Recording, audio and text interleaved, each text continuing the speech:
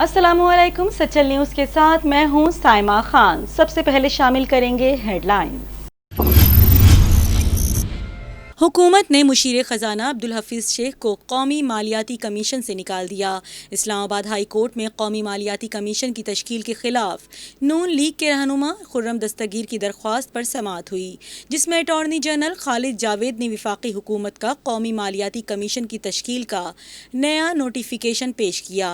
Attorney general ने अदालत को बताया कि जिस नोटिफिकेशन को चैलेंज किया गया वो हुकूमत ने वापस ले लिया था और हुकूमत ने अब नया नोटिफिकेशन जारी कर दिया है, जिससे पहला नोटिफिकेशन गैर मौसर हो गया। अब नए नोटिफिकेशन के मुताबिक मुशीर खजाना को कमीशन में शामिल नहीं किया गया।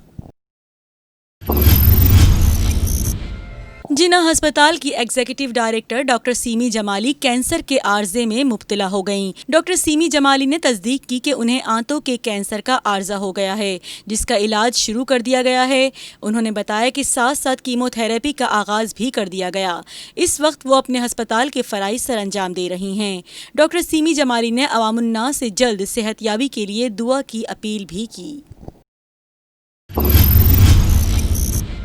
सऊदी अरब ने ईद उल अजहा के दौरान मस्जिदुल हराम को बंद रखने का फैसला किया है। अरब खबरेसा इदारे के मुताबिक हुकूमत की जानिब से ये फैसला कोरोना वायरस के फैलाव को रोकने के लिए किया गया और इस सिलसिले में सऊदी हुक्काम का कहना है कि रवां साल हज की तैयारियों में आज़मीन का तहफ़्फ़ुज़ अव्वलीन तरजीहात में शामिल हैं।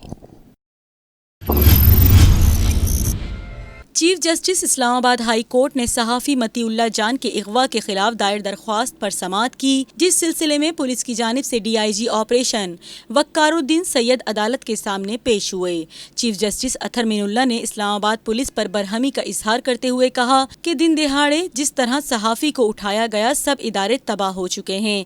किसी की इतनी हिम्मत कैसे हो गई कि वो पुलिस की वर्दियों में आकर बंदा उठा लें? कानून की हुक्मरानी नहीं होगी तो यहाँ कुछ भी नहीं होगा और मुल्क में इंतशार फैलेगा। सुप्रीम कोर्ट ने सोशल मीडिया पर काबिले एतराज़ मवाद का नोटिस ले लिया। केस की समाअत के दौरान जस्टिस काजी अमीन ने बरहमी का इजहार करते हुए इस्तिफसार किया, क्या विफाकी तहकीकाती इदारे FIA और पाकिस्तान टेली कम्युनिकेशन अथॉरिटी ने देखा है कि यूट्यूब पर क्या हो रहा है? यूट्यूब और दीगर सोशल मीडिया प्लेटफॉर्म्स पर हमारे खानदानों को नहीं बख्शा जाता, जजिस को शर्मिंदा किया जाता है और तो और यूट्यूब पर चाचा तो कोई मामा बनकर बैठ जाता है।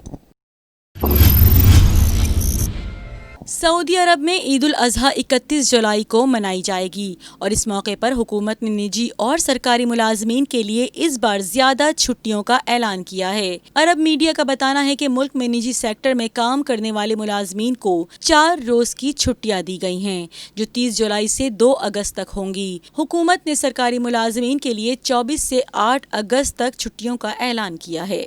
हेडलाइंस आपने मुलाहिजा की और इसके साथ ही न्यूज़ स्टूडियो से फिलवक्त इतना ही। मजीद खबरों और अपडेट्स के लिए देखते रहिए सचल न्यूज़।